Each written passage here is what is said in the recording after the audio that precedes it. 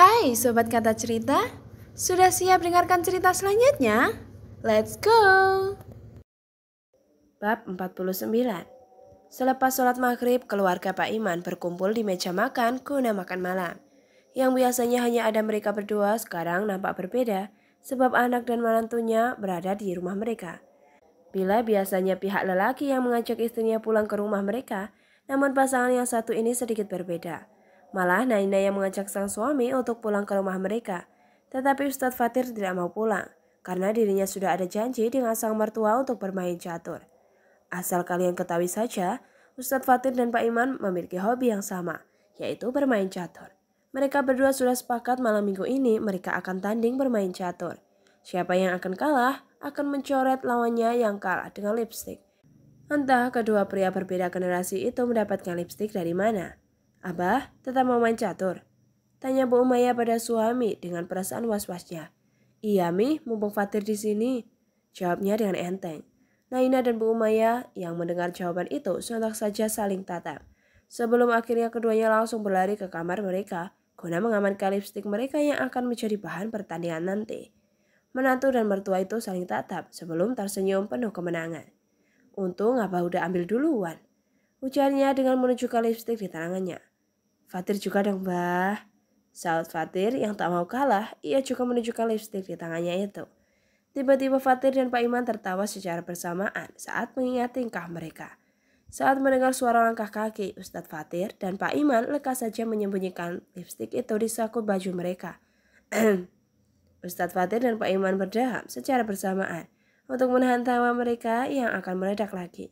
Ada apa? Kenapa berdaham? Apa yang kalian sembunyikan? Tanya Naina yang menatap Abah dan suaminya dengan tatapan intimidasi. Guna mencari apa yang mereka sembunyikan dari mereka berdua. Enggak ada, ya Tir. Kita enggak menyembunyikan apa-apa.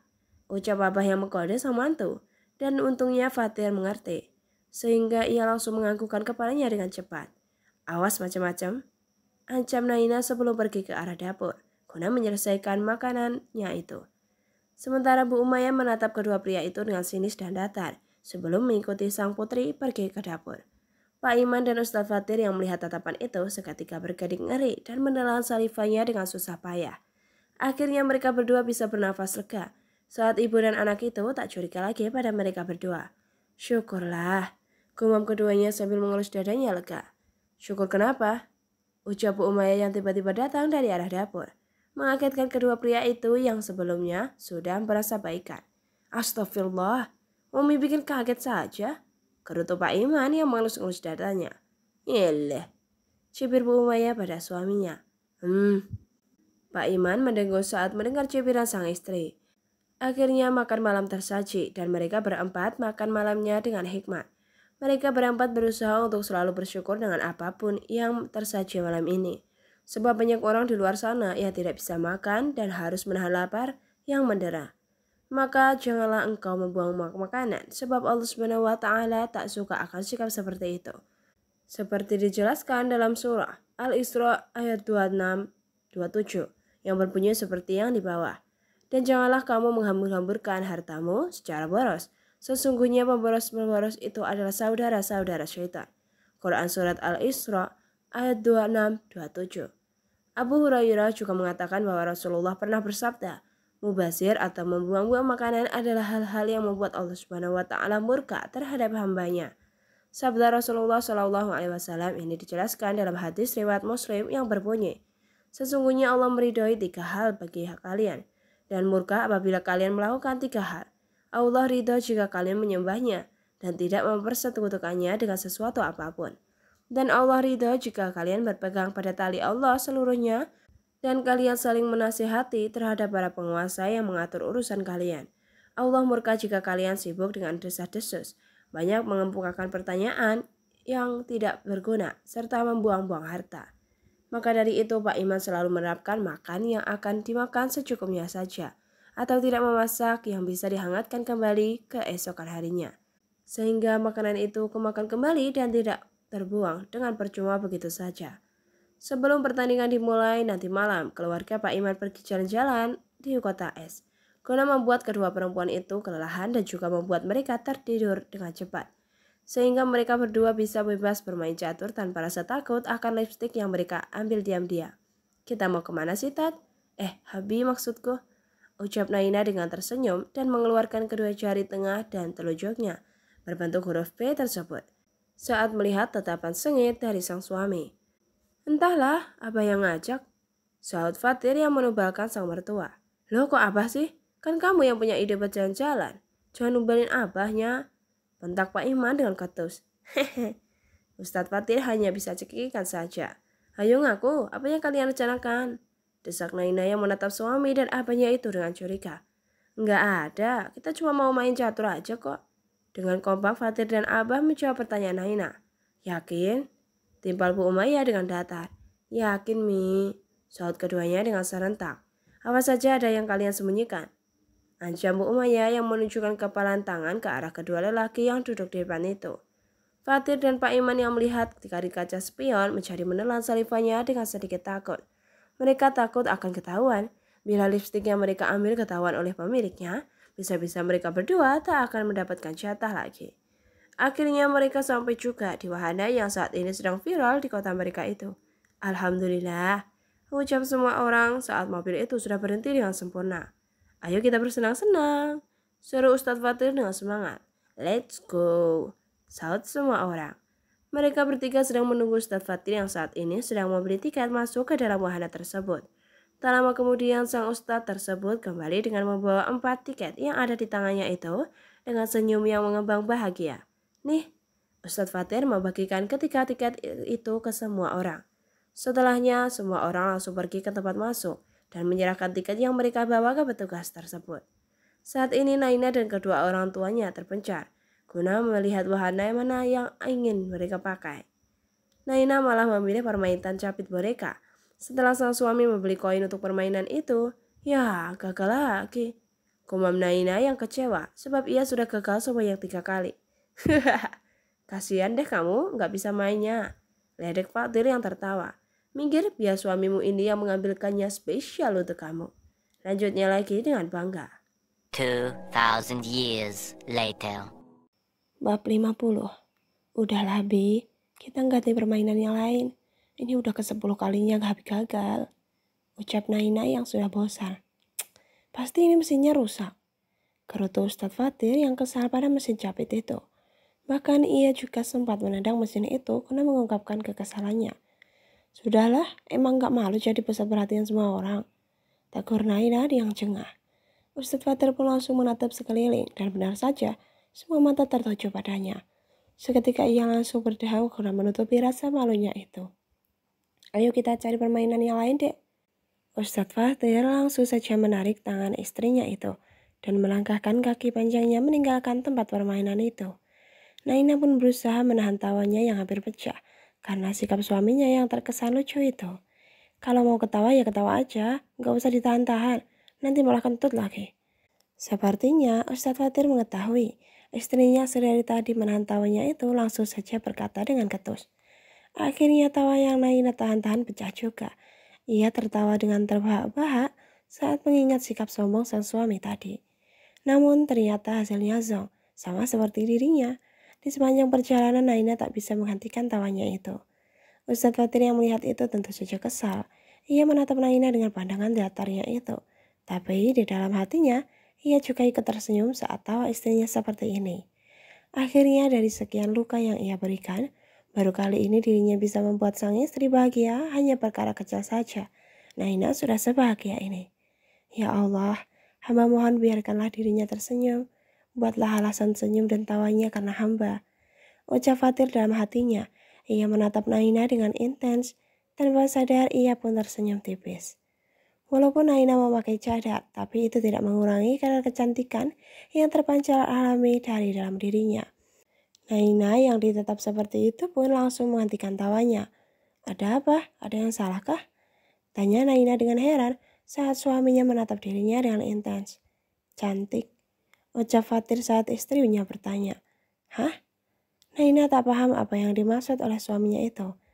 Kamu cantik saat tertawa, ungkapnya yang tersenyum lembut pada sang istri. Bahkan tanpa malu ia pun membelai pipi Naina yang terhalang oleh cadar. Naina yang mendapatkan perilaku tersebut tentu saja malu. Ia menatap sekeliling dan benar saja banyak pasang mata yang menatap dirinya. Ustadz apa sih? Malu tahu dilihat banyak orang. Gumam Naina. Kenapa malu? Kita kan sah dalam agama dan negara, Dek. Ucap Fatir yang mendengar kata sah. Ya tetap saja nggak enak jadi pusat perhatian, Tat. Tuturnya. Ayo. Ustadz Fatir memperingati Naina yang kembali lagi memanggil dirinya seperti dulu. Peace, damai. Ucap Naina yang mengeluarkan jari telunjuk dan tengahnya sambil cengir walaupun terhalang oleh cadar. Akhirnya mereka berdua pergi berkeliling wahana permainan tersebut.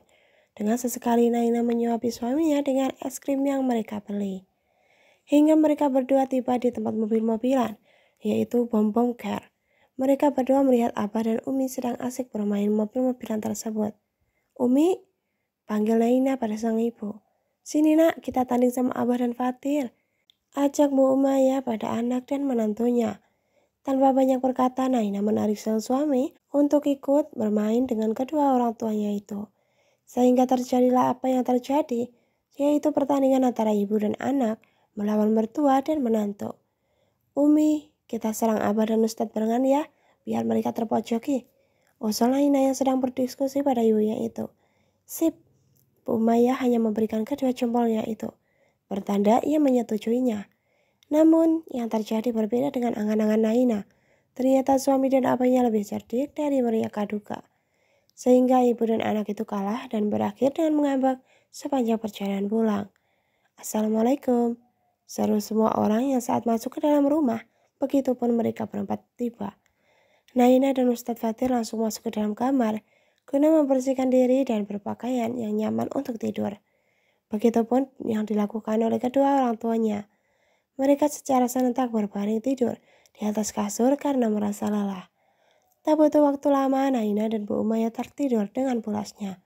Ustadz Fatir dan Pak Iman lantas saja bergegas keluar kamar setelah mengajak para istri-istri mereka telah benar-benar tertidur dengan pulas.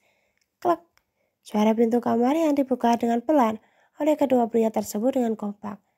Umi udah tidur, Pak? Tanya Fatir dengan berbisik. Udah, Nana sendiri gimana? Pak Iman bertanya balik pada sang menantu. Aman, sahut Fatir dengan senyum merekarnya. Ya sudah kalau gitu, ayo kita mulai. Apa juga gak sabar pengen ngalahin kamu. Ucap Pak Iman yang sudah tidak sabar tersebut. Oh tidak bisa, malam ini kemenangan milik Fatir, Bah. Sahut Fatir yang tidak terima harus kalah lagi. Paling kamu bakal kalah lagi. Cibir Pak Iman. Sudahlah Bah, kita buktikan saja siapa yang menang dan yang kalah. Sunggut Fatir dengan semangat. Ya sudah, Abah siapin dulu caturnya, kamu bikin kopi Ki. Titahnya pada sang menantu. Sip. Tanpa banyak bicara, Ustadz Fatir berjalan ke arah dapur guna membuat kopi dan juga mengambil cemilan untuk menemani permainan malam ini. Tak berapa lama kopi dan cemilan sudah siap, serta Pak Iman pun juga sudah selesai menata bidak catur milik mereka. Kita gunting batu kertas dulu ya, usul Pak Iman sebelum permainan dimulai. Siap, ucap Pak Iman. Siap, sahut Fatir dengan semangat. Gunting batu kertas, ucap keduanya dengan serentak. Dan mereka langsung menjulurkan tangannya ke depan dan alhasil Ustadz Fatirlah pemenangnya malam ini. Ia berhasil mengalahkan abahnya hanya dalam satu kali sweet saja. Cih, itu karena kamu sedang beruntung saja, bantah Pak Iman saat dirinya diejek oleh sang menantu. Akhirnya permainan itu dimulai oleh Ustadz Fatir terlebih dahulu. Waktu tak terasa begitu cepat saja saat ini, tak terasa jam sudah menunjukkan angka 1 dini hari saja. Tetapi sepertinya tidak ada tanda-tanda dari kedua pria itu untuk mengakhiri permainan sengit mereka. Di atas meja sudah tersaji kembali satu gelas kopi yang masih lumayan panas itu. Bila dihitung-hitung, jumlah kopi yang ada di meja saat ini ada 6 gelas. 3 gelas milik Fatir dan 3 gelas lagi milik Pak Iman. Abah kalah lagi, seru Fatir yang tertawa bahagia. Sebab malam ini ia bisa menang tidak seperti malam-malam sebelumnya. Tir, udah ya, muka Abah udah penuh nih sama lipstik, ucap Pak Iman dengan memelas. Oh itu tidak bisa, Abah kalah berarti harus siap menerima resikonya, bantah Fatir yang bersiap mencoret wajah ayah mertuanya. Namun saat akan mencoret wajah sang mertua, mereka berdua terkejut saat mendengar pekikan dari arah belakang mereka. Astagfirullah, apa yang kalian lakukan? Jerit Bu Maya yang terkejut saat melihat wajah kedua pria tersebut. Lipstik siapa yang kalian pakai? Tanya Bu Maya lagi dengan berkacak pinggang. Oh Umi, ini nggak seperti yang dipikirkan kok, ucap Pak Iman dengan ragu-ragu. Umi tanya yang kalian pakai lipstik siapa? Desak Bu Maya yang tak merubah gayanya tersebut. Milik Nana, saut Fatir dengan terbata. Nana tahu? Tanya Bu Maya dengan datar dan dibalas gelengan kepala oleh Ustadz Fatir. Tanpa banyak bicara lagi, Bu Maya langsung memanggil anaknya itu, yang ia jamin pasti sedang sholat malam. Nana, panggil Bu Maya yang masih berdiri di ruang tamu. Bersambung, lanjut di bab 51 ya.